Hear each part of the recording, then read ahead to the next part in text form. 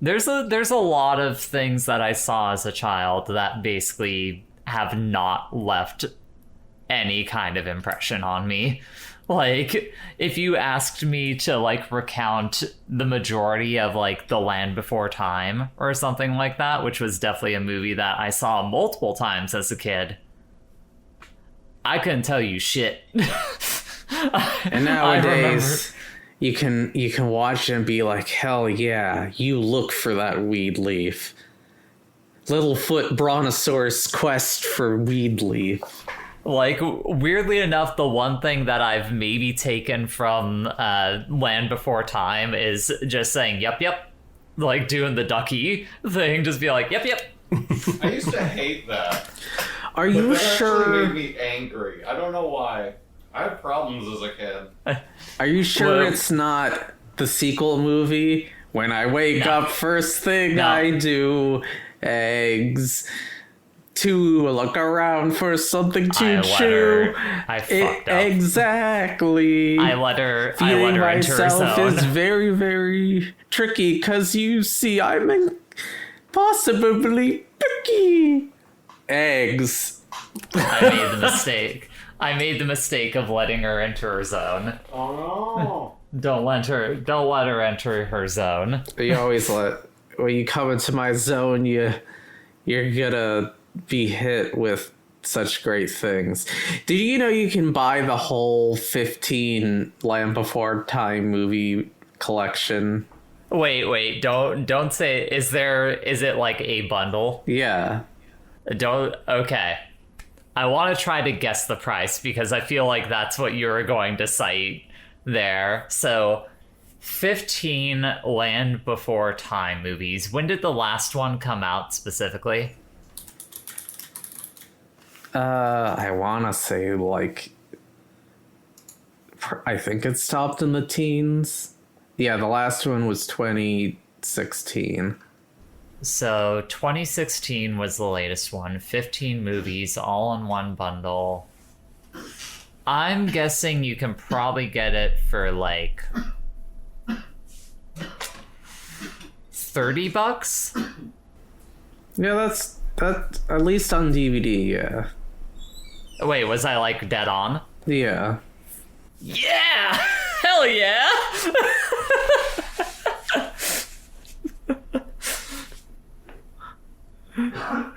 I'm actually weirdly proud of myself for, like, just getting the dead on, like, market value of all those movies. Good on you. But is there a Blu-ray one, too? I'm guessing from how you phrased it. Well, I know there is one for the original Land Before Time, because that's the one people actually would want, and not a... And it apparently it's 14 movies, not 15. Oh, okay.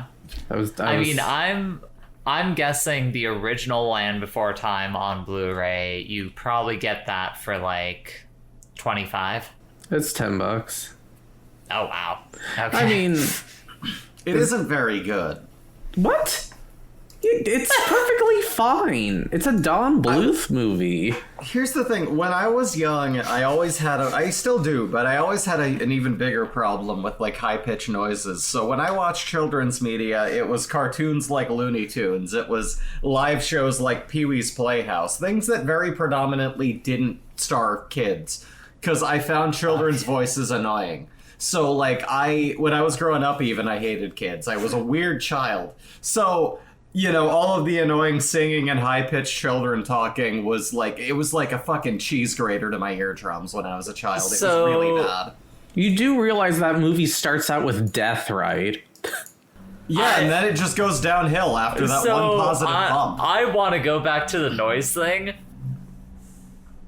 But Pee-wee's Playhouse was fine for you. Yeah. The show where, like, every episode there was a word that would go off multiple times during it that everyone would be like, ah! Yeah, but no children screaming. The only children But it's screaming still, was like, me going, ah. It's a bunch of like high-pitched noises. There's still like you hear like ding ding ding ding ding, like you hear like bells ringing and shit. I have the volume at a going decent off. level. I'm just saying it's the speaking pitch and volume of children was too much for me. At the very least, they were all adults doing that. The ways in which the human brain works are truly fascinating. It lets you know that sometimes. doctors are flawed and that there really is no way to determine anything other than just coinciding side effects and throwing a fucking guess at just determining what anything is. Anyways, the original Land Before Time is perfectly fine. It's a kids movie. You're We all have child voices! Yep, yep, yep! Okay, Hi, everybody! stop, I'm Land Before Time! please. I have to edit this, Bree. Okay.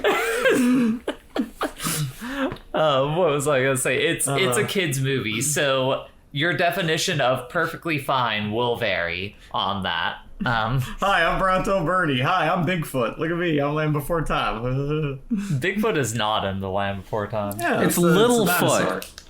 Yeah. So, Littlefoot like, Brontosaurus. Bigfoot's kid? This is in the time when they thought Brontosaurus, that I don't know what Littlefoot you're was a talking about. Brontosaurus. Evie, should I get this podcast on track, or do we want? Sure. Stevie, what do whatever's you think good- about Land whatever's Before good for you. Time? I don't know. I've watched them when I was a child. It was before my time. I don't know. One thing to note is that Don Bluth movies at least do slightly more mature themes than a Disney film. So Yeah, I forgot about those eggs, dinosaurs, raw dog fucking. I completely forgot about that. that's the second movie. Oh, right. Yeah, that's What where do you that mean, happens. raw dog fucking? When I wake up, one thing I need: sex. What reviews connected by cast or crew, deciding the next film that's the gist. Put it on the list. You alright? I'm gonna close this Anyway, build calculator for Elden Ring, so I Hi can everyone, my name is Bree. get on My task. name is Jay. I'm Evie. I'm Bridget. And welcome to... I just want you to know that only the first movie is by Don Bluth, because it's not like he did any of the sequels to those. The first movie of, to be clear for the listener, the first movie of the Land Before Time series, which we were talking about before we started this podcast. And so we are not going to continue talking about anymore. Gotcha. You know, Yeah. You know what I do want to talk about though? That Elden Ring build calculator. What you looking at there, Evie? What you I don't know. trying I to was get? thinking about changing it over to like a strength build or something. I was toying around, like, you get like an Ash of War from beating like the weird Cosmos bug. Oh, gotcha. That was pretty neat, and I wanted to see if I could find one that worked well. And welcome to Put It on the List, where four queer women sit around and talk about movies. That's right. With the gimmick being every other week, one of us chooses a movie, and the next time we record, the next person in line has to pick a movie that is connected to the previous one by either cast or crew. Yes. Bridget, you were going to say something before I diverted to Elden Ring for a brief moment. What was up? I would just thought it was neat when Littlefoot Brontosaurus took out the Predator. What was the name of the, like, I was recently playing an old childhood favorite, Putt Putt Travels Through Time. That giant, like, mommy-eyed dinosaur. What is that one again? I That, don't like, know. huge dinosaur Mommy. that I wanted to sit on my face? Mommysaurus Rex. Okay, Yeah, we'll call it that. The dino that you wish to fuck is. That's Hey, right. sexy mommy dino, could you please move your giant dino? I Don't mean, be she so could good on she the road. could just be a reference to I Gertie wish- the dinosaur. I wish this recording could capture some of the looks that I'm giving to what Bree is saying. Evie, you were going to say something. What's up? Yeah, Mommy, the name of Rhea Ripley's skin in Call of Duty Modern Warfare. We were going to talk about Adrenaline! movies today, right? It was so Modern Warfare Cody Rhodes! Ocean Man! Okay, listen. Oh, we that gotta fell. talk about. That fell the fuck apart. I mean, you're getting ahead. You're getting ahead We of don't need to yourself. talk about movies. That's not what this podcast is No, about. I was going to say I was talking about movies. Land Before Time was a theatrical movie. What are you talking about? Okay, I hold don't on. know hold what on, the hold Land on. Before Time is. I got something. What? I got something. What, Evie? What do you got? What do you got? Okay, or rather, I'm gonna prompt you, Jay, because we were last night. We as a group we were watching the anime film Dokusei, and you were, and while we were watching it, you were like filing that away for the podcast tomorrow, and now here's your chance.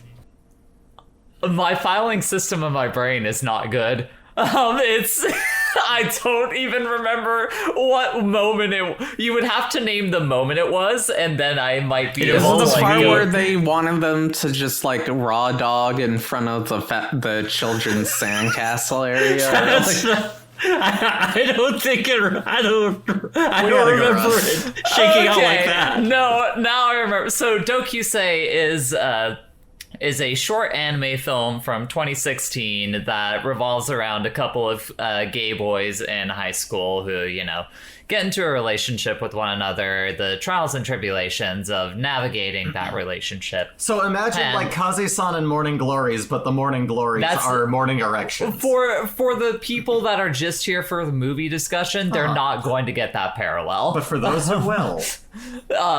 But anyways, there's actually scenes of like proper, like, not simply like kissing between these lads, but you get shots of tongue. Yeah, the tongue Like, goes in. Yes. Yeah. It's so good. Evie and I were those out the boys window like, kiss.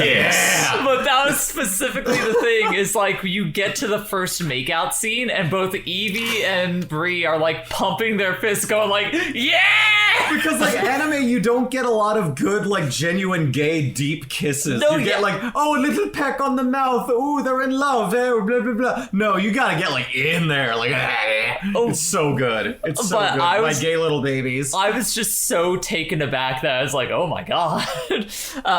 But anyways, later on in the film, one of them starts talking about like wanting to have sex. They never, have sex in the film or anything like that. But I jokingly said, like, they're gonna cut to a scene of them, like, raw dogging just in the middle of the park, and Bree and Evie are just gonna start flipping tables.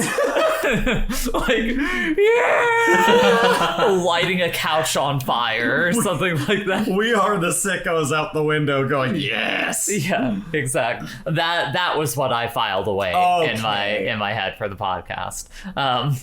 Things It aren't was always what they it might was a seem. beautiful, File joyous sorted. moment. It was. But speaking of conversations that we were having last night and things being filed away for the podcast, we have icebreaker questions, which Whoa. all of them are from Owen this time. Owen, thank you for sending us so many Shout-outs to asks on Owen. co-host. Owen. Co-host.org. Oh, the prophet. Owen is the number one asker now. Okay. You've got to outdo the Owen. We can't go to the prophecy side of things No. yet. No. We will Gotta ease build in. to that. I wanted to smooth. You didn't allow me my fucking smooth transition from the. Oh my god. Anyways, icebreaker questions. Follow us on cohost.org/put it on the list. Send us asks through there. Do it. First question from Owen. Owen asks, how many MCU, aka Marvel Cinematic Universe, movies did it take for you to realize that they weren't for you? I believe I got about 20 minutes into the first Avengers movie and realized I had zero interest in ever watching another. My response to that is I watched so few of those films, but heard enough people talking about it over the years now that I essentially just kind of realized through there that it was not going to be for me. Like, I'm trying to think of which ones I even saw. I think I saw those first three, like Iron Man, Thor, Captain America, saw the Avengers. I watched Civil War at one point. I saw the first Guardians of the Galaxy, and I think that's all I ever saw of those. I think Guardians of the Galaxy was the moment where I realized, like, because people were so high on that film in particular in the moment, that when I saw it, it was just kind of like, oh, I mean, that was fun. Hot take, upon rewatch, it wasn't very good. I mean, I don't want to shit on it too much because we can get into the weeds of it, like, as we get everyone's answers. But, like, it was fine. Okay. Which ends up being my main takeaway on all those movies is, like, they are scientifically engineered to be as appealing as humanly possible to as wide a swath of the population as possible. They are McDonald's. They are a roller coaster. This is spectacle that is made for everyone and thus has no character. And no one can ever die. No one can ever die. Nothing can ever happen. Bridget just gave a look. What was that look for? Well, I don't agree with the comparison to a roller coaster because that implies some sort of excitement. Well, no, that's the thing. I'm comparing that to a roller coaster in the way that one does to cinema, where there's a difference between a movie and an MCU several-hour event. Like, here's the thing. This kind of almost feeds into the question that we had last time where we were talking about, like, war movies and audience interpretation of stuff. Mm-hmm. We have to consider that our tastes are not the majority tastes. The majority of people that go in to see a MCU movie have a perfectly good time with it and maybe even have a little bit of a roller coaster experience. Yeah, like explosions, cool, quippy things. Yeah. Oh, the 40X. Yeah. Sure. So it's just not like... The idea being that this is more a spectacle for big, exciting things happen than plot and story and drive in, like, a cinematic sense. Which are the thing for people who, you know, I don't want to say have more refined tastes, but people who, you know, have at least slightly higher standards when it comes to going into movies for, like, an experience. Yeah, exactly. Like, and I will say, this is not just me giving, like, the hog shit for coming to the slop, but it's like, I do that too. With some things I do. But I feel like there's a difference between those films. The point I was going to say is, like, it's when you don't have that, like, grounding of character and story, like, engaging story, that, like, the spectacle is just kind of spectacle. And that's where it loses me. For sure. For me, it's a shorter thing. I was taken to see, like, someone said, let's go see Iron Man. And I saw the ads. I'm like, yeah, I like that song by Black Sabbath. You know, I don't know anything about it. Let's go see it.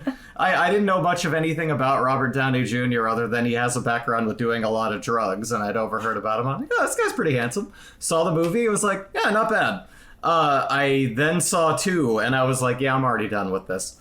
Similarly, I think I was only ever dragged to see one of the Avengers movies and, like, the first, like, Star-Lord film, and I was like, I don't like this. Like, someone at least paid my way in and said, come on, let's go see this film. And I was like, I didn't care for it. It just didn't hit me. For sure. It was too forced. I didn't love the characters. I didn't really care about the plot, and it was just... I don't know, it just wasn't for me. I got, like, one movie in, and then by, like, the second of the one that I liked, I was like, nah, I'm good. Yeah. Evie? Yeah, I was pretty into the MCU stuff when it first kicked off. Like, through the first Avengers movie, like, I started tapering off in the lead up to Avengers 2. Like, I didn't go see Iron Man 3. I didn't go, like a lot of the stuff that was leading up to that one, I kind of skipped out on. And I didn't see the second one itself.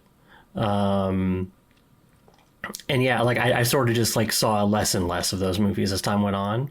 I checked in on, you know, Endgame and whatever, you know, just to kind of see how it wrapped up. And then kind of after that, I was just kind of like, all right, I'm done.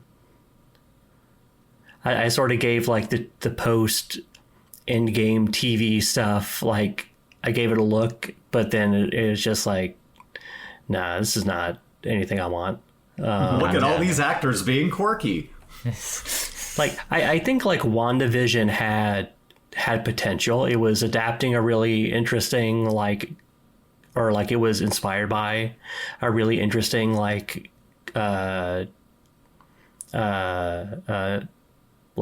Vision miniseries, but I don't think it actually did anything with that. And then Sorry, go ahead. I think it just any of the places that they've been with the MCU recently have just not been appealing at all.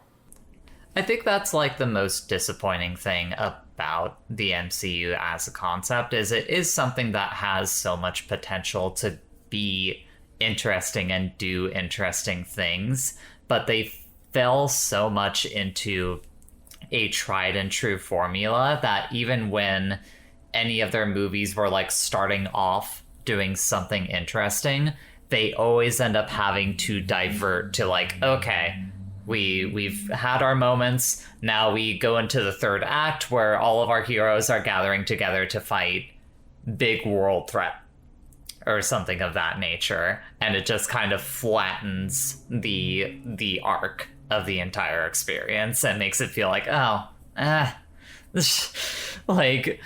right, I forgot this is a superhero movie that's part of a larger tale, so they can't ever change things too much. It always has to come back to some kind of basis. What do you mean? They can change some things when they get rid of an actor and decide to cancel a whole movie and change it into Robert Downey Jr. Okay, so this ties into some news that hit last night. So we Also, are recording this on... I haven't said my own. Oh, yeah. No. Okay, no, fine. Let Bridget. Bridget, go ahead. What about you, Bridget? I want to say...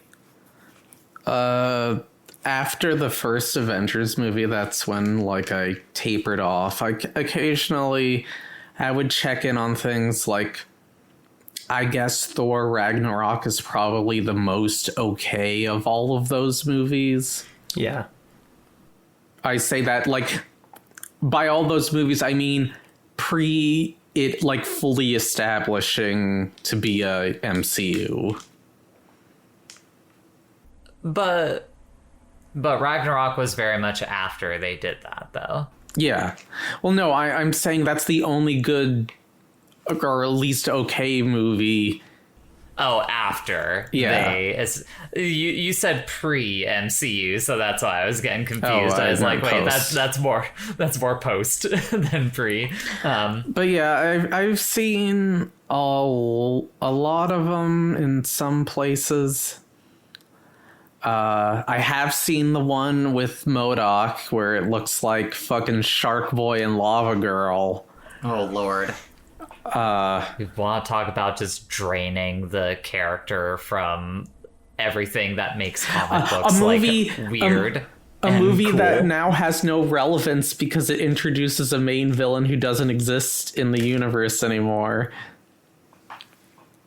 Want to talk about maybe the largest fumble of a bag that a major corporation has done that I can think of when it comes to entertainment. Basically everything post Endgame has just been Marvel Disney just being I don't fucking know what to do. How do we set this up again? How did we get to where we were? Shit.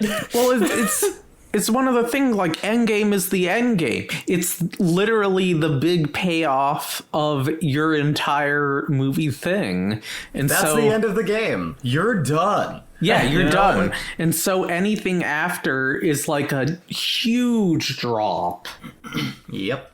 Yeah, that's the thing is I think they just didn't they lost connection so much with what going all the way back to fucking 2008 kind of got them where they were, which is you just had a really solid actor telling a really solid story that wasn't this big massive overarching thing that led to all these different properties. It was just, here's Tony Stark, here's like his mentor figure fucking him over. That's all you need. You just need a good core movie, and then you have the fucking tease at the end that leads you to all these other things, as opposed to trying to tie everything together in the main story of what you're doing. So I don't know. Anyways, that was also pre Disney buyout, so that was that's the other thing that like I think disconnects them so much is like all these people, all these hands have probably changed so fucking much over the course of like the last decade and a half that like whatever sauce they happen to be working with early on has just kind of been diluted, and they've forgotten like, wait, what did we put in there that made it come together? My favorite thing is the Hulk movie they made, where they just got rid of who played the Hulk, but then still kept the villain from that movie in the universe for some reason. I don't know. Anyways, they should have had the guts to just like cut it off at Endgame and then start completely fresh. Yeah, exactly. But instead, as of recording this on July 28th, 2024, literally last night, it was announced that he tried to get out, but they keep pulling him back in for the Fantastic Four movie. Stack of cash you can predict. To bring Robert Downey Jr. back in, but not as Iron Man, to instead play Doctor Doom in whatever the new Fantastic Four movie is going to be. And this made Evie irate. It did. Yeah, it did. I don't have it in me. I don't know if I have it in me to be like as mad as I was about it, but it's like, okay, the thing about like RDJ as Iron Man, as Tony Stark, is that like Tony Stark had like a character in the comics before that, but like he was not like, no one gave a shit about Iron Man really. Like, and like there was like space in that character for RDJ to kind of like put himself into, and it kind of ended like it works, but it's like Doctor Doom is his own thing. Like I do not see, like, you know, make me a liar, sure, but I just don't see that being a very appealing, like, it's not going to be what I want from like a Doctor Doom story. I'm pretty confident in saying. Yeah, but it just points to such a creative like bankruptcy on the part of Marvel Disney that like everything has kind of been on such a downward trend with this movie franchise that they're desperate. Like it genuinely does. Like if all of your movies have been not doing that successfully to the point that you're like, okay, gather whatever like major like savings we have to fucking pay Robert Downey Jr. to come back after he basically said like, no, I'm done. I'm done with these. I don't want to do these anymore. To whatever kind of check they had to give him for him to be like, yeah, okay, I'll come back for some more. Every zero that they added to that check was like a Scooby snack. What about 12 zeros? Mm-mm. What about 13 zeros? All right.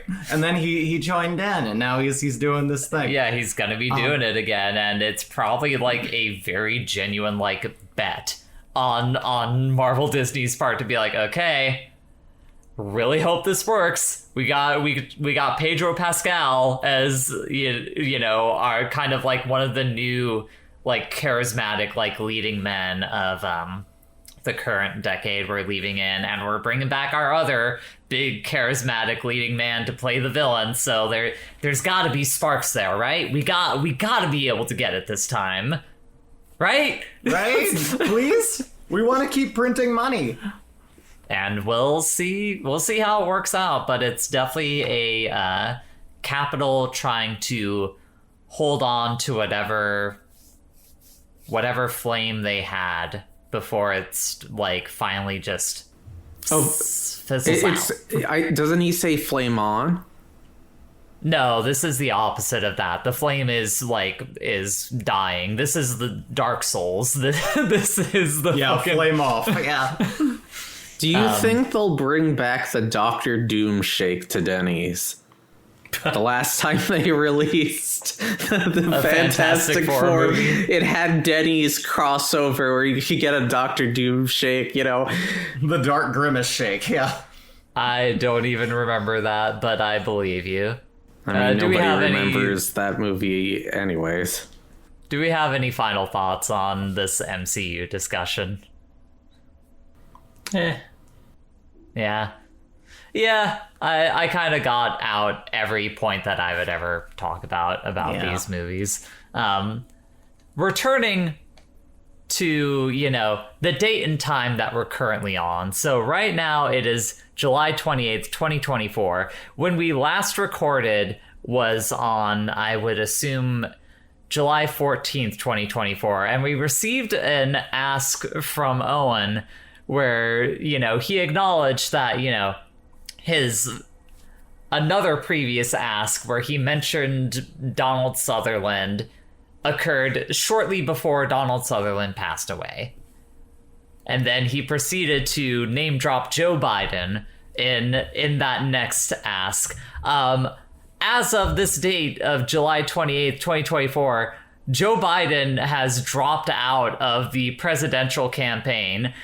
It happened literally, he dropped out the day after I finished editing the last podcast. I think we have a prophet on our hands, and he acknowledges this in this next comment where Owen says, I promise to only use my power for good. United States of America, United States of America, United States of America, United States of America, United States of America, United States of America. To answer that question, Owen, yes. We'll see what happens as a result of that one, but that's not sirens go off. That's not our liability. That's Owen. Yeah. That is questions that we are getting from another person. It's not what we say; it's what he types. Yeah, don't blame us. The lathe of heaven has been connected directly to Owen's cranium, and It's beautiful and terrifying. It's incredible. Good man, that. Do we want to do one more question? Sure. Yeah, because I still have two. Okay. Do we want one related to weird, or do we want one related to award-winning actors? Let's do weird, because I feel like that'll be shorter to answer. Okay. So, Owen says, haven't listened to the podcast yet, but I thought Weird was a pretty decent movie to half watch while playing Disgaea. Nice. That's a good way of describing it. It got a few chuckles out of me, and I really liked the ending, including both the photo montage and the ending song where it was revealed that the only good part of the movie the only part of the movie that wasn't accurate was that he did perform with Queen at Live Aid. Good bit. I'm avoiding naming any characters or actors since I have learned that this ask box is a death note. Are there any other public figures whose lives you think could make for a good parody biopic in that same style? That is a very good question that I wish I had the answer with, so I'll let other people think about it first. All I can think about is the producers. Well, I mean, that's not a... No, the thing they make in the producers. Oh, springtime for Hitler in Germany. I mean, they kind of... No, I guess Jojo Rabbit wasn't a biopic. That was more of a thing featuring someone whose imaginary friend was Hitler, if I remember right. I can think of have already done that. Like, if you think, I don't know, maybe Jack Black. Well, you already have, the Tenacious D movie. You've already got, these things that kind of show this upbringing in a comedic way. And, I don't know. That's, I feel like there's a very good answer to this, and I would need to ruminate on it. That's... Yeah, I don't I don't think I have a really good answer off the top of my head, except that like I don't know. I think there are people who, if you made like a bio, like a what's the name of that one movie that's about the room? The Disaster Artist. The Disaster Artist. If you made like the Disaster Artist type movie about them, it would probably be really funny. Like Wiseau Serious. The story of Tommy Wiseau. I completely understand if everyone either listening or on this recording with me completely disagrees with what I'm about to say. I'm interested. But I need you to keep the vision in mind that we're thinking parody biopic. Yeah. Donald Trump. Oh, yeah. Absolutely. Yeah. Yes. Yeah. Like, you just... Oh, man. It has to be, like, so, like that ends up being the issue, is like it has to be such like a biting satire that it cannot be confused. Also, just because he owns like the sort of power of like just being an active politician, I hate it. But like if we if it's like removed from that, like unimpregnated from that entire scenario, say he dies and he's no longer of anything that this movie could help or do whatever with, or change anyone's opinions of any other person to any disastrous end, we could just go, hey, let's all laugh at this. Much like, when you make a parody song about Hitler, the guy was dead. They can make that musical because it doesn't matter. So it's like when you think about it, as long as this wouldn't sway any actual political action, that would be pretty funny. There's so much you could do with that. There's so much potential with... Oh, sorry. Go ahead, Edie. Yeah. I remember there was like... I don't know if... It was around the time of the 2016 election, but like College Humor or Funny or Die or someone made like a 40-minute long adaptation of The Art of the Deal with Johnny Depp as Donald Trump. Yeah. It's what a cursed object that is. Like, holy shit. I was just going to say, popping back to the Trump movie, you know who could play him as a young adult? MJF. MJF would make him seem too cool. Grin, the entitlement. He knows how to play that. Oh shit. God damn it, now I want this film. Yeah, that's the thing. Is like it... He would make him look too cool, and that's the problem. It has to be one of those kinds of satires where it is looking you in the face and being like, "No, if you are liking this, fuck you. Like, you are a bad person if this is a thing that you are like on board with." Yeah, I feel like any sort of movie about Donald Trump or like any sort of like biopic about him that's even like remotely satirical, like really needs to zero in on the fact that like his like persona as like this business genius guy is like completely overblown, and like so much of his money is made by like ripping people off and like refusing to pay contractors and shit like that. Like, exactly. He's a complete scam artist. He's gonna be played by Kevin James. I don't think Kevin James has the nuance to get that. Kevin James should play old Donald Trump.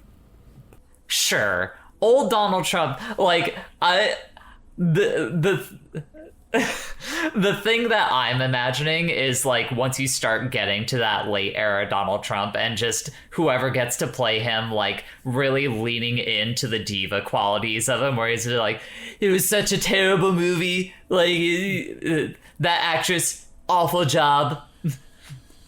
What was the thing from that Mr. Show bit? The Mr. Show bit where it's just like, I started this company with nothing to my name but one leaky slave ship that was given to me by my father, how dare you say I'm lazy? Or like, what I think it would be funny if the movie like made the implicit point that all of this could have been avoided if Donald Trump was just allowed to become like a Broadway producer like he secretly wants to be.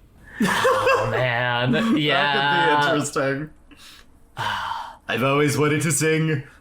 And the unfortunate truth of all of this is that, like, most likely something like that will never happen because he probably has his estate under such lock and key that as soon as you would, like, try to put out a major film like that, claiming it to be a biopic, that movie would not see the light of day. There would just be too much legal bullshit around it. Anyways, that was our unexpected politics discussion of the podcast. Yes. So, last week on Put It On The List, we discussed, thanks to Bridget, The Island of Dr. Moreau, a not good movie that has some entertaining parts in it. Some entertaining parts. Yeah, a lot of entertaining parts. And from that, Evie, my dear friend Evie. Yes. You took us to Prey 2022. Yes. Thank you. Mm-hmm. Not to be confused with Prey 2024, which is a different movie. It made trying to find a connection from this movie a little bit of pain in the ass, but I managed something. Evie, Sleep, Predator. Evie, do you want to give us a little rundown of what the movie Prey is about? Pray tell. Prey is a it is a you could call it like a loose prequel to the soft film, reboot. Yeah, to the film Predator, featuring a predator, but it's Prey is about a young Comanche woman, Naru, who is trained as a healer but wants to be a hunter and actively like trains to be a hunter, as you know. Like we kind of see her gearing up to do what amounts to the hunter exam, like the Kumatia, I think is the name of the... We just watched it, and neither of us remember. I'm not even going to try to remember the word that they use for it, but like it's basically a hunt. The initiation. Yeah, it's a hunt. Like it's a hunt where she's hunting something that's also hunting her. Like the sort of example they give is like if you're, hunting a mountain lion or something like that, or a bear. However, like during this hunt, she encounters some kind of strange creature that seemingly, can be invisible and is large and skins animals and is all... Can rip a bear in half. Hey, guess what? It's a predator. It is the Alien, as in Alien versus Predator, Arnold Schwarzenegger film Predator. It's one of those. And so the movie is just about her encountering this thing and struggling against it, in addition to struggling against the prejudices of the people within her own tribe, and also the fucking French are here, and it's also about what you were talking about earlier with Elden Ring. It's respecing from being a healer, like you were saying, healer to a dex build is what this movie is kind of about over the course of it. It's never too late to adjust your stats and playstyle. It really is. Because really, this is a video game ass like movie. It really is. When you break it down, like it. She gets gear upgrades. Oh yeah. Yeah, I mean it begins with like crafting. It begins with a fucking training sequence of her like learning to like throw an axe and like run and jump while chasing after a deer, trying to hunt it down. Like it's fucking dope. This movie is awesome. It's so sick. It's a great we buried it a little bit. This movie my kicks axe ass. had a leash. Yeah, what if your axe had a leash and it was the coolest fucking weapon I've seen in movies in a while now? That crafting where she just like puts the bark of a tree together into a rope so she can like pull it back. And like the way it comes at her face and she grabs it with that level of confidence. If that was me, I'd be like, I'd be like ducking out of the way trying not to get hit with the axe. But it's like you just made a retractable hatchet. That's fucking amazing. Let's also list off the other most important character in the movie. Sorry, her dog. Yes. Oh. Top 5 movie dogs of all time. Incredible Easy contender. Dog. Yes, the dog lives. If you're curious, before seeing this film, the dog lives. Yeah. We had to look the film up on doesthedogdie.com. Yeah. Anyways, I think I interrupted you, Evie, while you were saying a thing. Yeah. One of the things that stretched my disbelief in this movie a little bit is like the guy who was talking shit about her having like the rope, like the tethered hand axe. Like how could someone see that and not think it's the coolest shit in the world? No, yeah, that makes it hard to suspend disbelief. Yeah. I mean, I think we can.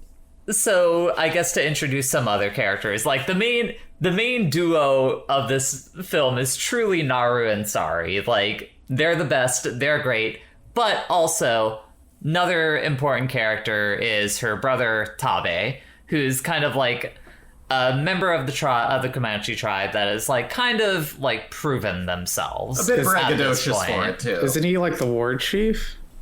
He becomes the war chief. Oh, okay. Yeah. But yeah, so like after her training sequence, she's talking with Tabe and they're like getting ready to like shoot an eagle out the sky, or she's like waiting on it, and he's given some like long story about his initiation, and she like jokingly pretends to fall asleep and he takes the shot for her, and it's just this nice establishing moment where he's a little bit too quick to take action. Like he gets shit done, and then she immediately says like, I was fucking waiting for the thing to come closer so I wouldn't have to cross the river. Like she's thinking these things through. Like it very quickly establishes like she might not be the most physically capable, even though pretty early on she's already doing some like sick shit off the bat, but mentally she's very much all about like planning things out, like observation, like seeing the ways that like everything works around her and plotting around that. That is good flavor writing. That is good like character like establishment a little bit early on, that she does take those considerations into mind. That's one of the most impressive things about the movie, I would say, is one, this movie is maybe the same length as The Island of Dr. Moreau. This is one of those movies where it feels exactly the amount of runtime that it is. And I think because of that, not a single fucking moment feels wasted. I agree. In this movie. Like everything is either setting up like character stuff, or it is setting up things that are going to pay off like mechanically somewhere later on in the movie.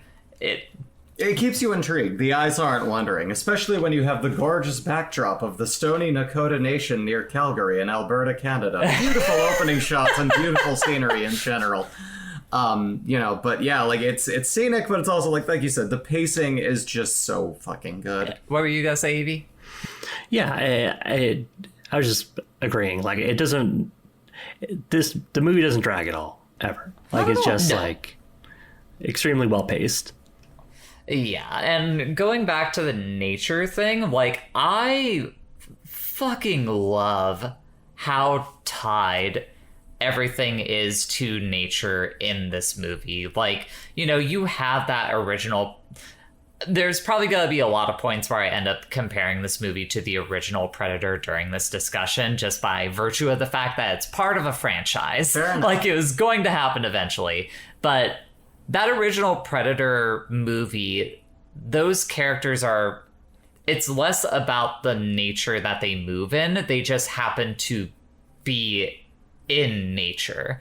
But, like, in this movie, by virtue of the fact that it's set, like, back in the 1700s, it's about a native tribe who is, like, very connected to the world, the natural world around them, you have such an like intertwined like relationship to nature in this movie. So when you have those like nice long shots of like a character small in the foreground compared to just the vastness of the landscape, it's fucking great. And the one thing that maybe kind of hampers it a little bit is the CGI animals during the course of the movie. Like, but it's also a like double-edged sword because like they couldn't really do real animals because there's so much animal death in this movie. Yeah, there's a lot of animals killing each other, like, you know, the snake killing a mouse, all that kind of stuff.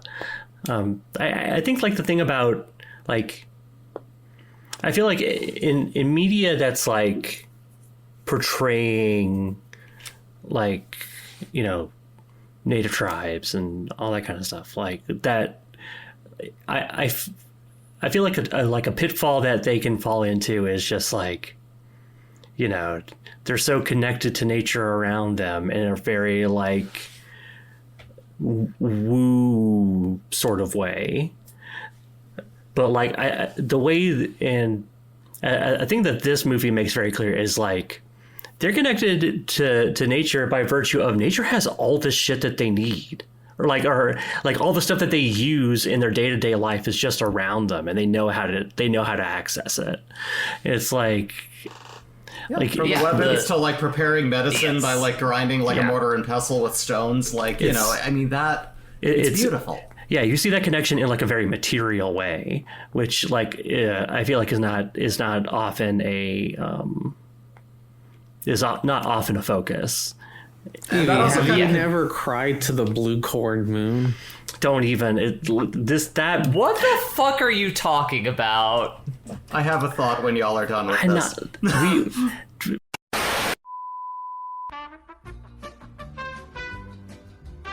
I'm sorry, everyone. Evie might have disappeared for some of the conversation because she got so mad about the mention of Pocahontas.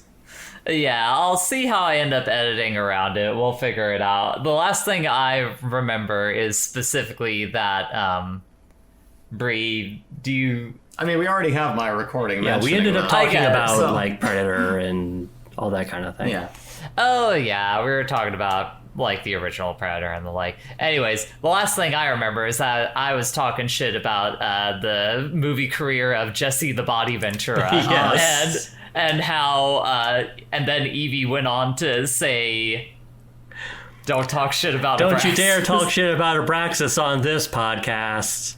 Very facetiously, because Abraxas is a terrible fucking movie. It's an awful movie, but it's fucking hilarious. Goddamn. The specific scene that is hilarious is Jesse the Body Ventura laying shirtless in a bed and calling a child over to him, and you're like, no, do not go to that Don't go to that man.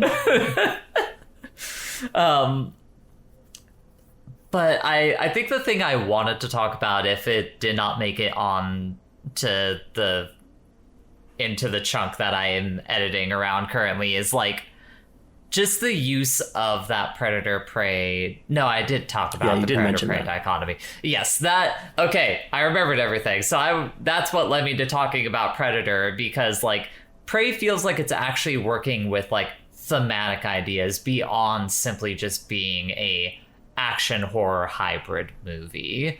And I think that's what made this experience so much more engaging to me than that original We love movie. Us some films with these narratives, you know, them narratives though. Yeah, I mean, especially when, like, as you kind of alluded to, you know, during that initial, like, test hunt she does, like, the dog gets stuck in a bear trap, which is kind of a prelude to the eventual appearance of, like, French trappers. Prelude.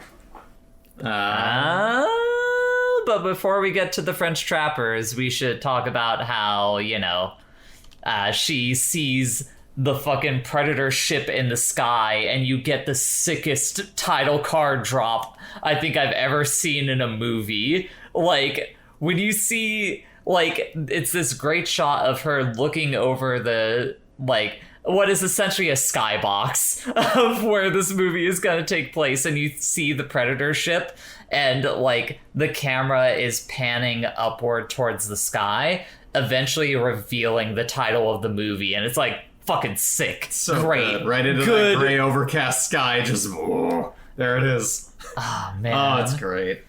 But yeah, so she returns to the village. She's talking to Tabe about how she's ready for her initiation, how she saw a Thunderbird in the sky, and he's just like, if you think you're ready, I guess you can try it. Trying to think, how do they get out on that initial hunt with like Tabe, her, and like Tabe's like little conglomerate of dudes? A mountain lion like straight up like takes a guy. Yes, that was it. Yeah, Mountain Lion gets a guy, and someone comes into the village, be like, "Hey, he's gone. We gotta get him back." And you know, she insists on going with the guys. A lot of the crew is getting into like very, almost a little bit too stereotypical, like, oh, you're a girl, what are you gonna do? You may as well stay back in the village and like make us a fucking sandwich. Yeah, like it's so more so than how they do that, it's so prevalent that it seems kind of like unrealistic. You should go be a healer. Dig. Yeah, the one big dig I will take at this is also that, like, there's so much of it. You could have cut back the "I'm a guy and you're a stupid girl" rhetoric by, like, 2/3, and it still would have had the same "we get it" dynamic, you know?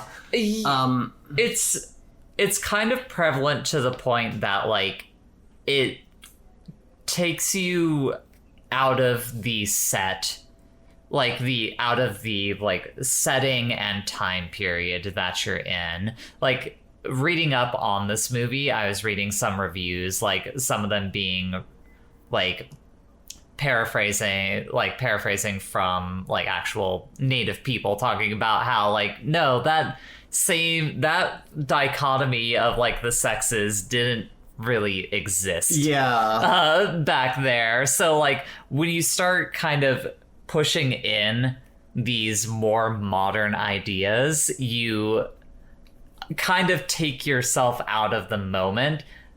However, and this is a topic that you wanted to bring up, you bringing that up is always a tightrope to walk, because then you run into fucking the worst bad faith like critics imaginable, like the culture vulture type people. Go ahead, Bree. Well, I mean, it's kind of skipping ahead, but seems like the best moment to bring it up. Is that, like, you know, at first, you know, yes, they're not engaging with the fact that a lot of native tribes, you know, they have a more kind of nuanced, you know, variation on, like, you get into, like, third gender. Yeah, and exactly. Like, too. So, like, there's a lot of that's kind of being preyed into. I've got a few notes on this. Essentially, that, like, on its face, a lot of people, I think, would view a lot of this as being girl bossy, you know, like, a lot of what's going on here, especially... There's another thing that, like, her mother says, too, that kind of feeds into these same narratives. It's like, you're so good at so many other things. Why do you want to hunt? And she says, to which, you know, she responds, because you all think I can't. Now, there's two ways to view this. On one hand, a lot of people view that as being girl bossy. Bullshit. Let me tell you, as a person who has spent most of her life with a ton of people just being severely, like, expecting nothing to come of her endeavors, you can get pretty damn far on spite. Like, using that to fuel your dreams and endeavors, really very good. And, like, that can really drive you. And, yeah, and she is written so fucking well in her character development. That's not a, you know, oh, girl boss. Any character in any, like, narratively driven thing is your person. You have a struggle. You overcome it. And it's realistic and cool the way that she does it. But I think the only place you can run into the girl bossy argument is because of the fact that the guys are written so constantly, unendingly shitting on her for being a woman. And it's like, I guess that's what really kind of pulls that away for me. The hunters, the non-medicine trained dudes, just judging there's one bit where like the guys are judging her dosage on her brother when like she needs to heal him. The orange Tutsia. Yeah, and like they're just like, yeah, so much could kill him. It's like, dog, shut the fuck up. You don't know what you're talking about. You're not even a doctor. You weren't even there. You told me to go back and be a healer, and now you're telling me how to me do that. You brought mansplaining into like a situation where gender is more nuanced. Like, it's a little on the nose. It's how simply you wrote the men more so than like how you wrote the woman. The woman's written incredibly. So like that, it's a bit much. That too kind of leans in that. Let me see if I have anything else on that, because I wrote quite a bit on this. Yeah, but I guess while you're looking over that, like... Here's another. Oh, okay. So, but yeah, that kind of behavior, that's sort of like, I'm also going to neg you on how you're doing this. This can be the behavior of any overconfident blowhard, and I've known many in my life. Not inherently mansplaining, but if you think that is a man being mansplaining, I want you to examine why you think that is. Why are you reading into it like that? Why is that male coded? That ends up tying into like the bad faith stuff that I was trying to talk about, which is like the fucking red pill, like men's rights movement type people who complain anytime a lead actress of a normally like male led role has a female lead in it. Just those kinds of reactions. Yeah. To write this movie off as a girl boss narrative is so pessimistically reductive. It's just like, maybe a movie isn't about you. Can we have a movie that isn't about you? I mean, and that's the part that makes me feel bad about like pointing out how it takes me out of the moment a little bit, because I feel like I'm turning into one of those fucking pedantic weirdos as I do it.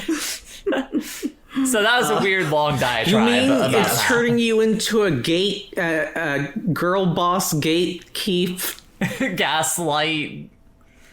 God, you got them all right. Usually you mix them up for comedy's sake. Yeah, I mean, she did the first. Gaskeep, gate, boss. She did the first two correct. I had to follow up with the right one. Anyways, continuing on from there, Evie, if you would like to. Oh, yeah. So they go after this mountain lion that took one of the tribe's members. They find the tribe's member. He's in a bad way. And then Tabe, as they find the guy and they take him back to to camp. Tabe decides, no, I got to go after this thing and kill it. Naru comes with, as well as like a third guy, who is the guy who's talking the most shit. Yeah, it's the guy who's talking a ton of shit, and while they're tracking the cougar, Naru finds signs of an anomalous creature, like big unusual tracks, a rattlesnake that's been skinned perfectly left and alive. like just kind of left. And she's like, that's weird, but then he kind of reunites with Tabe, and the other guy's name is Pake, looks like, and they set a trap for the cougar. But the cougar kills Pake, which, get fucked, idiot. And kind of corners her on the tree. I also need to note, there's a bit where they're waiting stealthily in the tree for it to show up and not making a sound other than, you've never faced a mountain lion, girl. Its teeth are like arrows. It's some real dangerous shit out there. It's like, dude, shut up. It's like, could you like, shut up? Like, listen, Douglas, it's super sharp. Look at my sharp teeth. Very expensive. And the nice detail that you catch when she's cornered, like, on the tree and, like, about to get knocked out of it, she fucking gets that thing with the spear. Oh, yeah. You can see it in the moment, but she falls out of the tree in the moment and, like, bangs her head on a rock, knocks herself out. Specifically, it looks like the predator is doing, or like something related to the predators in the background when she falls. Yeah, she gets distracted. She gets by it. distracted. Oh, right. Yeah, she sees something like off in the woods. Like she describes it later as like I saw lightning in the woods. So she sees that. Yeah, she had that killing game. I'm pretty sure if it wasn't for I wouldn't be that surprised if pesky she. predator. Frankly, I wouldn't be surprised if she did kill the thing. Like she gets that fucker like right in the body with the spear. Oh yeah. Like, despite the distraction, she nails it. And so she falls out of the tree, is knocked unconscious, but wakes up back at the village where, it's revealed that Tabe, carried her back and also carried back the body of the cougar, which bagging that gets him the title of the war chief. The next day, Naru decides there's some kind of predator in the woods. I got to go find it, and so she heads out on her own. Well, along with Sari, the best dog. That dog is always smiling. He is having such a good time. That's a great dog. He's so ready. I love that apparently, dog. that dog. I kept looking at that dog during the movie, feeling like, is that some kind of like bully breed variation? Like, it's got enough of a box head that I feel like it's gotta like be that. I looked it up. Apparently, that dog is a breed called like a Carolina dog, which is basically an American dingo. Cool. Like, fucking dope. So I imagine it probably does have like the same kind of like lockjaw face like, structure, and that's big why it kind of looks smile that way. They do use two dogs in the production of the movie. There is Coco is like the main dog, but there is a second dog that they used for the chase sequence at the beginning. Who the name of whom I don't know, but yeah, Coco, great dog. Fantastic. Where was I? Fun fact. Yeah. Penny right here Yes. Yeah. is named for the same reason as her sister, who was Pebbles, Cocoa Pebbles. Fun facts with Bridget.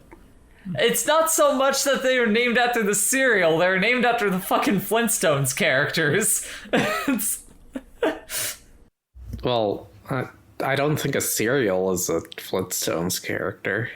Anyway, moving on. For the listener, Bridget is referring to her dog, Penny, who is sitting in her lap and is very adorable. No one can see. Yeah, because this isn't a video podcast. She's Continuing on, She's like a Evie. Beagle Dachshund or something. A little thing. Yeah, she's a dachshund with a beagle. Aw, she's precious. Take our word for it. Anyway, so yeah, Naru There's heads. gotta be a lot of beagles out there named Michael Bay. Anyway, sorry, go on. All right. So Naru heads out with Sari to go hunt the predator, and she has her own adventure where she develops the aforementioned tethered hand axe where she throws around and swings, and it's cool as shit. Yeah. So cool.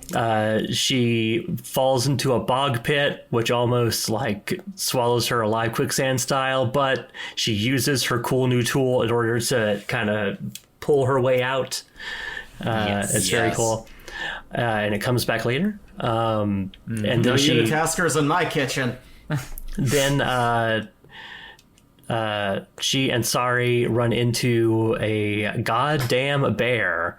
And A motherfucking big-ass bear. That bear is terrifying. That's a big-ass bear. Yeah. Despite being CG, it's a very terrifying... When a bear coming at you, it's like... They Oh, sell the danger of the bear very well. This isn't cocaine. It's bear. really well implemented. Yeah, there's a great moment where like Sari like uses her dog power to lure the bear away, but then doubles back around and I love that moment. Just like runs full on past where Naru is, and Naru does not follow Sari, and then the bear comes after her.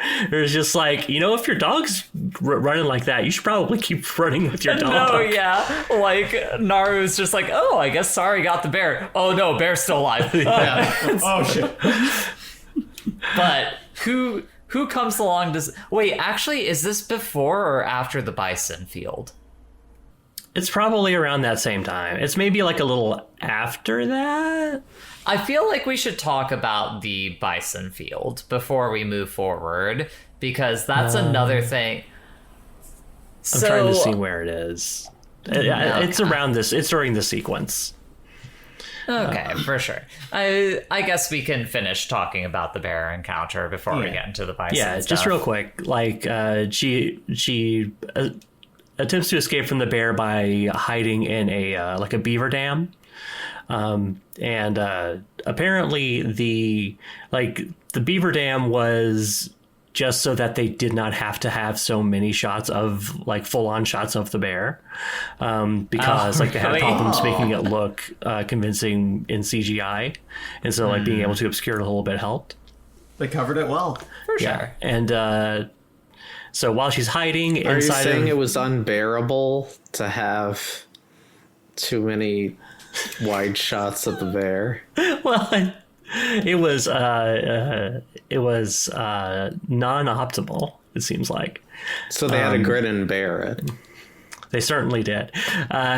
So while she's she's about to, the bear's about to bust into that fucking dam and kill her, but who is to arrive but the goddamn predator, Predator fucking sucker punches it. He sucker punches the bear, and then the bear and the predator get into a fight, and let me tell you, awesome. It kicks ass. Oh, what a great sequence. Amazing. Because you would think, oh, it's a predator versus a bear. The predator's gonna clears it easy. Not so. That bear has got that dog in him.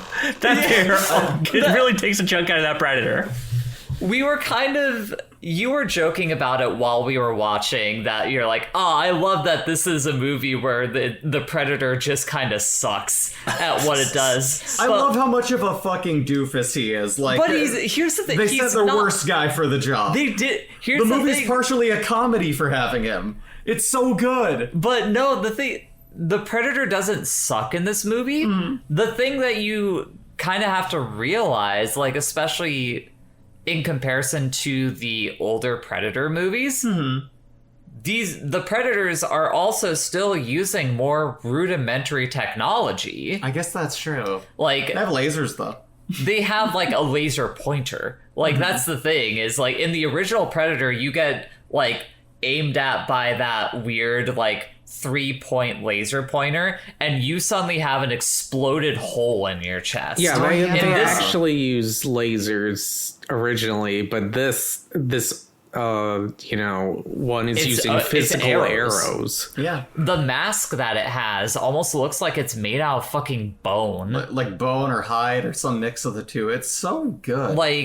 It's using more rudimentary technology, so it's less that the Predator sucks. It's more that it's I have less to work with, so I gotta fucking put in the work on this shit. It also kind of has almost like a vacuum bulb, sort of multi-segmented display in the arm piece too. So it's kind of like a blending of the technology starting to implement in the raw stuff, and I love that. I love that aesthetic so much. And I feel like the movie's kind of playing with it, where you get the you get the idea that this maybe this predator kind of sucks, but you realize as it goes on that this guy is kind of doing a challenge run, to continue the video game metaphor, where he is using more down and dirty type weaponry compared to the 80s Predator. And he's just willing to take the fucking punches. That's the thing. I would be more convinced that it's a Predator that sucks if it seem to be trying to run away from situations more, but this one is just like, no, I'm in this shit. Like, I'm going glass cannon on this bitch. I see you. But I see you. that's the thing is like, well, this predator does take punches. It still at the end wins. It's not like it rips that bear in half. Like, yeah. it cuts that fucking bear wide open. It just drinks its blood. It holds doesn't it even over. drink its blood. It just lets it wash It over. bathes It's in like, it. yeah. Just lets it just go. Just like It's fucking awesome. Also, we skipped over earlier on in the movie. It like fights a like, is it a coyote or a wolf? like a I think wolf. it's a yeah. And the movie takes a moment to, after it's killed that wolf, to show it doing its like weird like not taxidermy, but like trophy making stuff. So it, you know, does the usual predator thing, cuts off the head from the spine, and you get to see it like go into a cave and like break it down to like just its bone, which is another nice moment of the movie setting up something that's going to happen later on, because Taabe ends up using that same skull to like injure the predator in a later fight in the movie.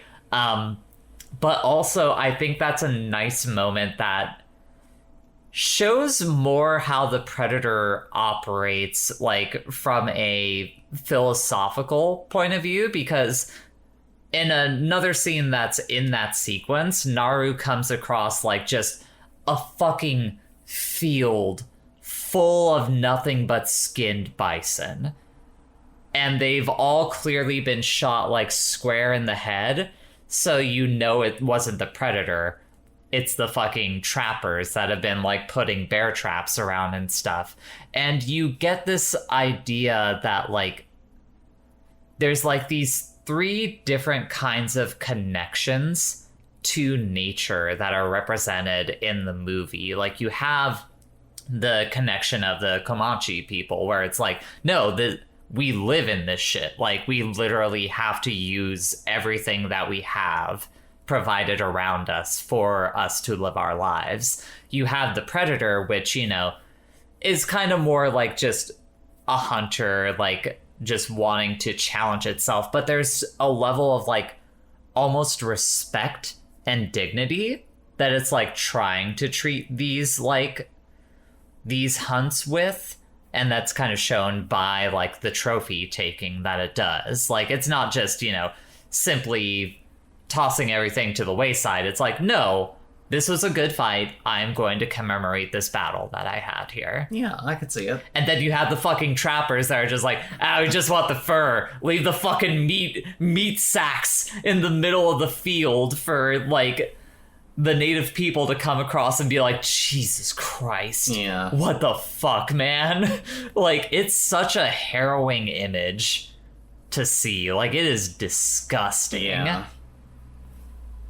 That was the main thing I wanted to say about that. I guess also, like, I appreciate that this movie takes time to acknowledge, like, the oncoming colonial devastation from Europe that is happening in this moment and will continue to happen against the native people and the landscape that they live in America. Yeah, and I like that it juxtaposes that against the predator, like, and sort of like, it doesn't like say that these two are the same, but like they are definitely like there's parallel between the predator and the trappers. Like, yeah, sorry, go ahead. Finish what you were gonna say. we're like they're both kind of like, you know, invasive forces that are are not really there to like that are mostly there to like take trophies and like, you know, either for money or for honor or whatever reason. Like that's one of those things that I kind of nitpicked in my brain personally. Like, part of me almost wishes that with like these thematic ideas that the movie was playing with, that it kind of relied more on the predator as like the metaphor for those colonial forces moving in, but also it wouldn't have fully translated like with the way that the Predator operates. Like, it would have been a very different thing at that point. Yeah, like I was saying, like it's not saying that it's like a 1-to-1 thing, but it is clearly like sort of drawing connections between the two. Yeah, it does almost feel like they try to do a one-on-one when you get to like the very end credits, but I guess we could talk about that a little bit later. But yeah, moving on from there. Next, what's the next thing that happened? Oh yeah, like Tabe's like crew of people like come across Naru in the forest and are like, you fucking you're coming back without to the telling village. anyone. You need to go home. Yeah. And she's like, no. Let me do my shit. Yeah. But the Comanche, the Predator, and the Trappers all kind of converge on each other, in kind of like different areas, where like Tabe's group runs into the Trappers, while Naru and whatever the other hunter guy's name is. Not quite. It's Tabe's crew finds Naru. Naru and the crew get assaulted by the Predator. Like, I was getting to that where like sorry. We see Naru and the hunters that are with her get into a fight with the Predator, while it's revealed later that Tabe and his group run into the Trappers. Oh, okay. Gotcha. But yeah, so you know, fucking those dudes get killed real bad. Yeah, they do by get killed. The Predator. They like, you know, they show some hustle. They tried. They tried. GG. Yeah, GG Nori. The one guy who walked away to go take a fucking piss is the only one to survive in the moment. Naru finds him and they both like try to run. He promptly gets killed by the Predator in the middle of that field. He like has an inverse Shane Black moment from the original Predator movie where Shane Black is the first one to get killed because he goes off to take a piss. This guy is the one guy who survives because he went off to take a piss. But Circle of piss. But he dies. Yep. She continues trying to run, gets caught in another fucking bear trap. Those damn bear traps. And none of them caught the bear. You notice that? The Predator had to kill the bear. None of those fucking worked. So fuck them. And she wakes up in the Trapper camp later that night. Go ahead, Bridget. I just want to... sorry, it took me a while to remember the name of this movie, but it's I Come in Peace, which is a movie about an alien who comes to Earth and gives humans super drugs to harvest their brains while on super drugs and use that as the ultimate alien drugs. What the fuck are you talking about? Well, you were talking about, you know, with the alien and the Predator and the settlers. What does that have to do with anything? Well, I'm just saying Aside that's from it that. being aliens and humans. Well, that's what I'm saying. That's the case where it's like, you know, combining. No. They're using, you know, Your brain truly works differently because I don't see the vision that you are seeing there in the connection. It came out in 1990. That doesn't help. That doesn't help the connection. Where the fuck were we? Anyway, she gets caught in a bear Dolph trap. Lundgren is in it. Stop. She gets caught she gets caught by the Trappers. She wakes up in the Trapper camp. The the trappers speak French. He doesn't speak French, so they have to bring in a translator guy. I discovered after we watched it that this guy is a pre-existing character from the Predator comics and is alluded to in Predator 2, which is wild. At the end of Predator 2,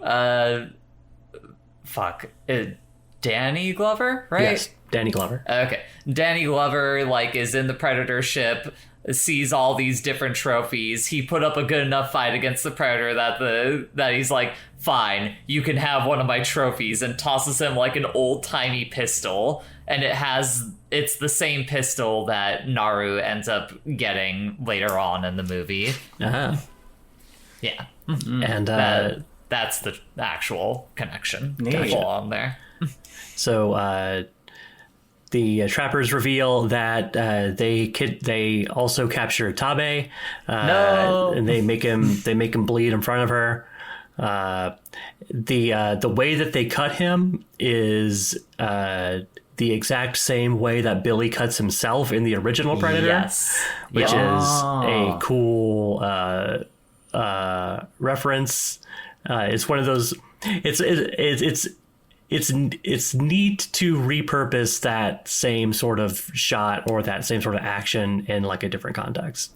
This movie does a very good job of like repurposing a lot of stuff from that original Predator movie without coming across as like too wink wink nod nod to the audience. Like, it's very much baked into what it's doing, and as opposed to feeling like someone said like, we gotta put that in there. It's a Predator movie. They gotta say, if it bleeds, we can kill it. She that has happened to say, organically. you son of a bitch. Yeah. All the lines that it pulls from the original Predator are ones that like work in the context of its setting. Like, If you don't know, it's seamless. like if you hear someone say, if it bleeds, we can kill it in this 18th century, that still translates. Like, that's something that person would say. It doesn't come across as like, because now we are in Predator, a good day to die. You know, it's like, no, it's like they fucking... It looks like I'm having a good day to die hard. Yeah, exactly. Like, it just comes across naturally, Yeah. and it's really good. And I know this because I didn't know any of these phrases, or at least I didn't remember them from when we watched Predator. So that didn't feel forced in. It's just beautifully interwoven. And then You you mean- transition. You don't have a bad feeling about this? I have a bad feeling about this. Hey, Evie, do you have a bad feeling about That's a different thing, Bridget. I That's Star know, Wars. I'm just putting an example of like a franchise that like rams and crams. Simply cannot like stop reusing the same quotes over and over again. Like, it's actually embarrassing. Like, it's just like, y'all. Come on. I can't remember what So that's thing. Star Wars. Star Wars. Oh, okay. Almost Yep, every all right. single Star Wars thing always has the I have have a bad feeling about this. No one ever has a Anyways. good feeling about something. I want a Jedi Master to walk into a room and be like, Feeling pretty good. Feeling pretty good about how things are going down here. Vibes are all right. He's got like an ice cream cone, just like, yeah. You know what? In vibes the are long run, they did. They went, "You are the chosen one, and you will be the master. I have a good feeling about you." What the fuck, man? You were supposed to be the chosen one. So, like, if you think about it, kind of, and they learned from that. They don't do that anymore. The one time they didn't say, I have a bad feeling about this, they should have. They should have had a bad exactly. feeling about that. Even Yoda was like, "I don't know, man. I got some bad They feelings." should have had a about bad this." feeling Like, about not no. freeing those slaves. Yeah, I know. Yoda I know. God God damn, more damn ketamine. you, damn you, Qui-Gon Jinn. Jump, he can. Continuing on. Anyway, we get all that shit my happens favorite- at the camp.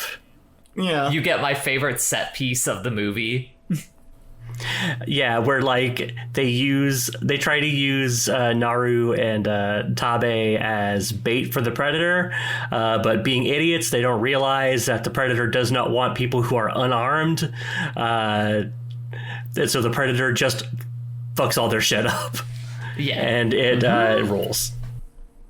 And it's also just aesthetically like such a fucking good set piece. Like, it's in the middle of this like burned out forest, which not only does it look awesome, but it like is continuing to lean into those ideas of like the colonial devastation that Europe does to America. Yeah, the burned down trees, like all of the fucking like just there's a bunch of like dead tree wood chips, just that darkened kind of just like ash. Especially hardly contrasted with the very overcast sky of just this is a desolate sort of moment for that, and for the thematic setting. It really is beautiful. So the best kill in that moment is the guy who gets turned into like mincemeat by like the steel net that just crushes him down. Oh, it's so cool. It's fucking awesome.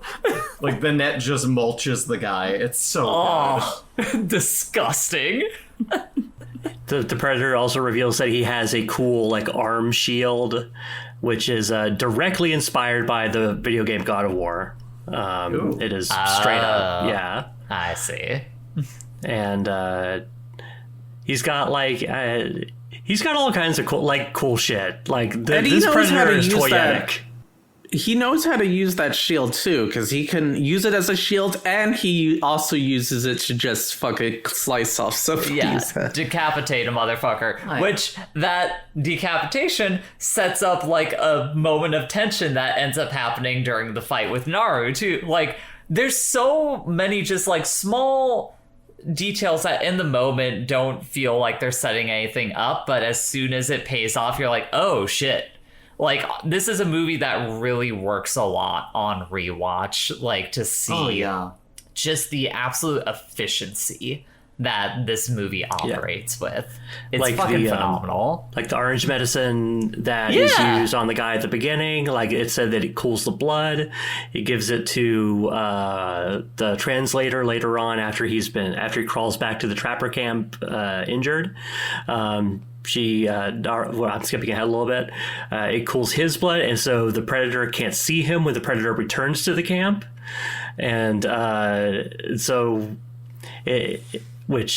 that is in itself is a callback to the original film, where the weakness of the Predator is that he cannot see people whose body heat is obscured. Yeah.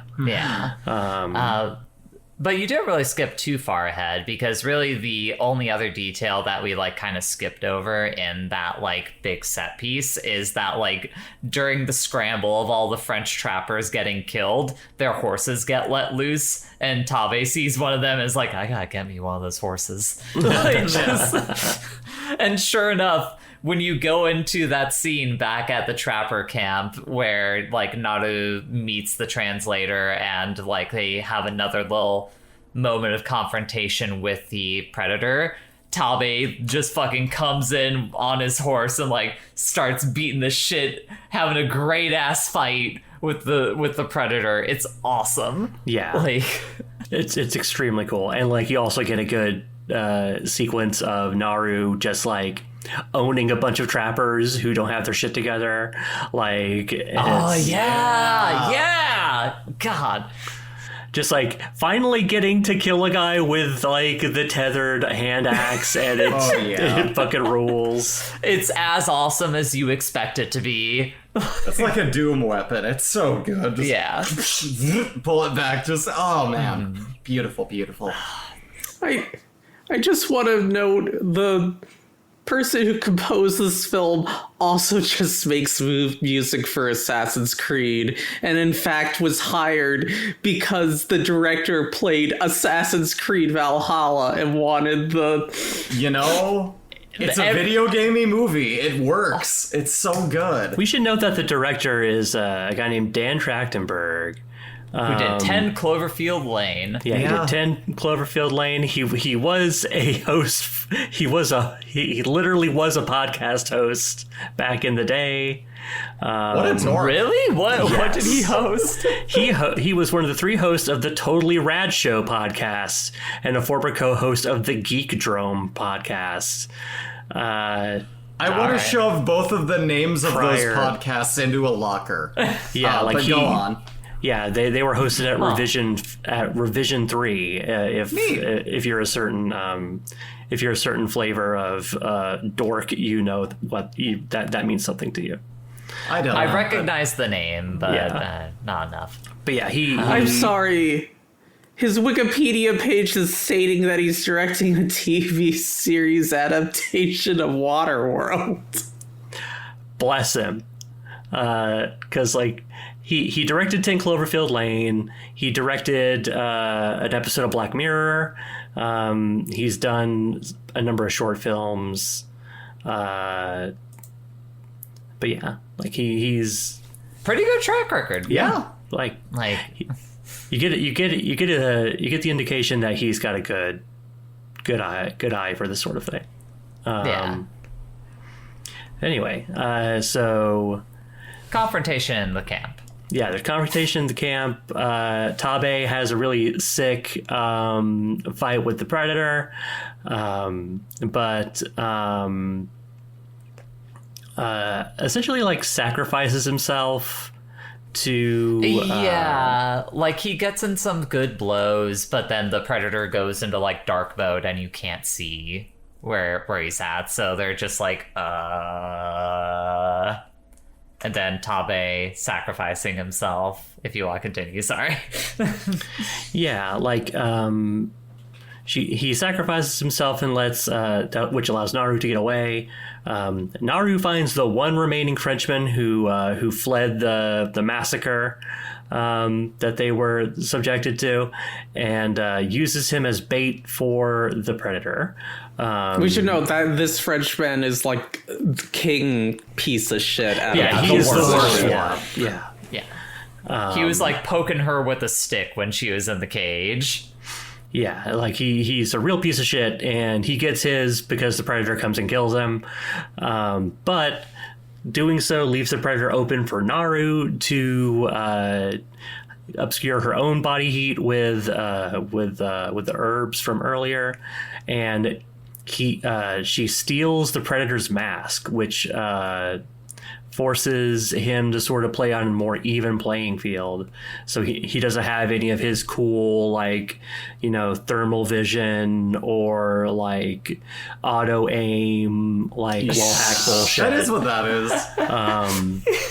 Yeah, he's literally like kind of mildly working with hacks early on in the movie with his laser pointer thing. Like somehow the arrow, like the crossbow he has and the laser pointer is tied together in such a way that when he shoots the gun, it will like ricochet off of the settings around it until it hits what the laser is pointed at. Yeah, it's like that thing from Guardians of the Galaxy. Yeah, and I also wanted to mention that, like, the during the whistle. scene, That's the best thing about Guardians is like the entire scene in the second movie where he just kills a whole group of guys whistling.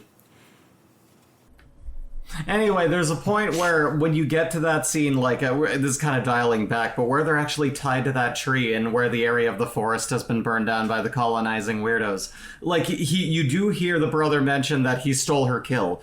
And that, like, he took credit for that mountain lion. So he and the Predator, with their auto-aim, fake-ass gamers. Fake-ass gamers stealing kills, all right?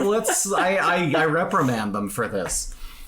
Although I do feel like we should, circle back a little bit to acknowledge that scene where Tabe is like, no, yeah, you fucking had it. Yeah. Like, literally the only reason you did not bring that lion home is because you got knocked out falling down the tree. Yeah, you need to bring it home. Yeah.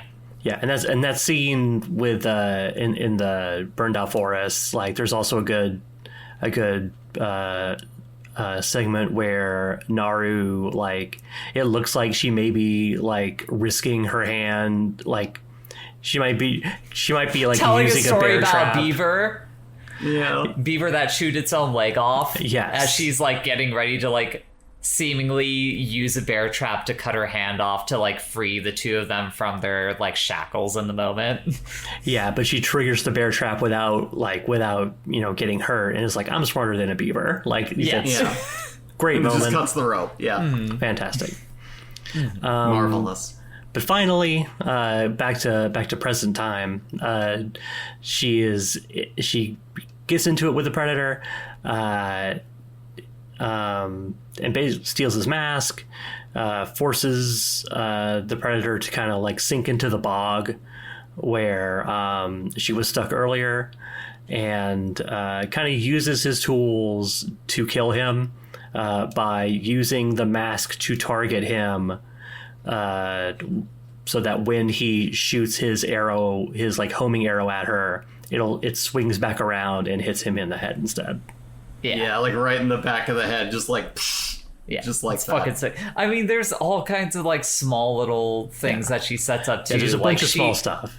Like she noticed that during that like burnt out forest part, like the Predator was like bouncing off of trees, like jumping off of them, like wall jumping effectively. She kind of does that too. Like during the bear fight, she ricochets off it to like get to an advantage point to save the dog early But on. I bring that up because she sets up a spike trap on one of the trees, yeah. so that like he like tries to jump off a like ricochet between a bunch of them, and then eventually hits the one with spike trap and like gets fucking cut on that. Oh my like, god, yeah. Just great detail to like how observant she is as a character. It's really good.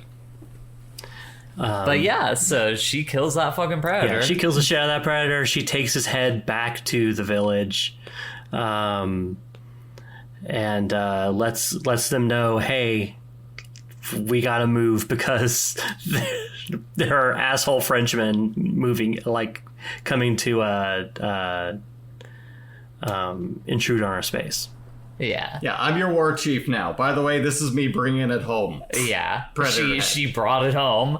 And then you get the credit sequence, which yes. like starts off with this like they're essentially like just like native drawings that are recreating the story of the movie. And then the final one you see is a little bit more forward in time, and it's them looking to the sky and seeing a bunch of fucking Predator ships like coming as backup, which when you consider that in Predator 2, the Predators have that pistol again, that points to the fact that like, yeah, the Comanche people probably got fucking wiped off the map by really the Predators, sad. which ends up tying into like the time and setting and the like even larger encroaching like colonialism that is going to happen from Europe. Like this is still relatively early, like before like the settlement like of America and everything. Like it's still just, you know, French Norwegians coming over and just like killing game. Instead, like now you have to worry about like fucking smallpox blankets and like just actually taking the land from you and everything like that. Just like, oh, you thought what we were doing was shitty? Watch us be even worse. Those things that occurred that you're just like, why am I on this planet, you know? Yeah. Like, my god, the ugliness that humanity can just... it sucks to think about. Yeah. But yeah, it's rough. very real. Very, very did happen. Very shitty. I you know, we can only hope to learn from it, that we just That's don't true. repeat. The Predator is real. Yeah. The Predator is real, and it's Bridget, it's standing in your doorway right now, actually. Oh, yeah. She turns back, we're all gone. The Predator is real, and he's my friend. But yeah. Evie, do you have final thoughts about this movie? This movie is great. Like it's just like a well constructed, like it's like 99 minutes soaking wet, or like 90 minutes soaking wet, and it's just wait, what? Did you slop your steak? 99 minutes soaking wet? yeah. What does that mean? Like 99 pounds? Yeah, the most it could possibly like weigh. Oh, okay. I've literally never You'll heard pay that for turn the of phrase whole before. seat, but you'll only need the head. Anyways, let Evie continue. Sorry. Great movie. Glad I picked it. I'm glad you did too. Bree, do you have final thoughts? I mean, a 4.8 for me. I love it. It was amazing. If not for just like the men harping a little too unbelievably, I loved the character development. Again, we talked about the foreshadowing and so many little things, the tie-ins to the rest of the entire like Predator series and everything. There was so much love put into it. Nothing felt shoehorned in. I love the narrative. I love everything it plays with, and it was exciting and well-paced all throughout. Like, it's just so fucking good. Bridget? Any final thoughts? No? I gotta say, this movie's great.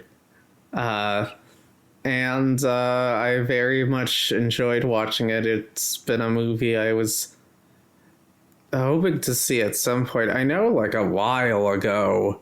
You had kind of been holding this movie over our head for like the last like year or so, being like, do we want to watch Prey? We should watch Prey. We gotta watch Prey at some point. But no, you were never in like the mood or something. You wanna play a game with me? Prey Station? Huh? Instead of playing PlayStation, they should be playing Prey Station. Hey, look at that church. Maybe we should go there and pray. But yeah, this was a very good film. I thoroughly enjoyed it. I was very surprised when it was picked after my film, because it was like, oh, a film I haven't seen and actually want to see. Nice. A rare like live action movie that you're like, no, this seems like it might actually be good. I should really sit down with that. Hell yeah. But yeah, my final thoughts, it pretty much mirrors everyone else. Damn good. Like solid, like 4.5 stars. Like kind of dipped down to like a between 4 and a 4.5, where it's like, it's really good. Like, didn't hit me like didn't leave as strong of an impression like going back to it, but going back to it, you get to appreciate just how efficiently made it is. But guess what, girls? It's my turn. It's my turn to pick a movie, and I had some choices. We are on the third rotation. This is the beginning of the third go-round. We're making it. Third rotation. Let's fucking go. So I had a few different avenues I could have gone down. I had, via Leslie Bloom as a Foley artist, I could have taken us to Good Time, starring Robert Pattinson, directed by the Safdie brothers. It is not a good time. That movie feels awful, so I didn't pick that one.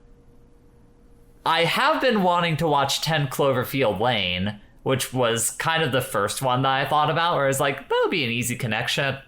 Kind of wanted to see that. Then I was like, not quite feeling it. Weirder connection. I could have taken us to The Social Network. Satoshi Yamazaki was the best boy grip in Prey and was an uncredited additional grip in Social Network. And I think that's a pretty interesting movie. That is. Hey. Instead, though, as someone that was really appreciating some of the thematic ideas that this film was working with, and also just really taking into account like movies that not only put in the effort to, properly cast like native people in roles in like respectable like roles as like native people in movies, make them the focal point. Like, I went the route of Renee Haynes in the casting, and I'm taking us to Killers of the Flower Moon. Oh, okay. Directed by Martin Scorsese from 2023.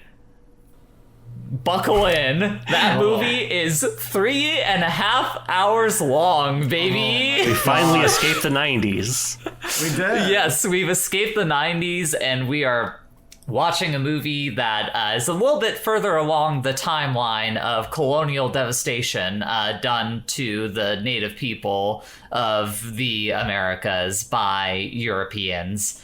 And we're going to be talking about that movie and just how how much of a slow, dreadful burn that film is. And I'm very excited to talk about it and make you all sit through all 3.5 hours of it. Bridget, this is what happens when you make me watch a movie that feels like it's 3 hours long. We're gonna watch a movie that's actually 3 hours fucking long. Here we go. It's 3 hours long. But also, it's a movie that having watched it for the first time pretty recently, it's fucking great. Sure. Like, probably one of the best movies of the 2020s so far. As the band King Missile once said about Martin Scorsese, he makes the best fucking films! He does. He does good work. He makes really fucking good movies. But I'm Jay. I am Bree. I'm Evie. I'm Bridget. Do you have any wise words to send us off on like you usually do, Bridget? I'm Bridget, and I am a staunch disbeliever in movies that are over 3 hours. Yeah! You may not believe in them, but they're here. Yeah, your disbelief is not going to protect you from it. Don't worry, you can split it up into two decent length movies and it'll be fine. Just watch it at 2x speed. You'll be fine. No, don't. Do not no. do that. I will actually be angry if you do that. I do not watch things at 2x speed unless it's like some sort of educational training video. Yeah, it's not like a YouTube tutorial. I meant it as a joke. I'm not insinuating anyone should ever absorb media like that. Good. Never You do best that. start believing in podcasts, Miss Bridget. You're in one. What reviews connected by cast or crew, deciding the next film, that's the gist. Put it on the list.